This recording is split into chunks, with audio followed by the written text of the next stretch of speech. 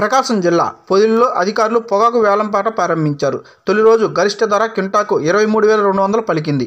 వేలం నిర్వహణాధికారి గిరిరాజ్ కుమార్ ఆధ్వర్యంలో వేలం ప్రారంభించారు. ఈసారి పొగాకు మంచి ధర పలికే సూచనలు ఉన్నాయని అధికారులు తెలియజేశారు.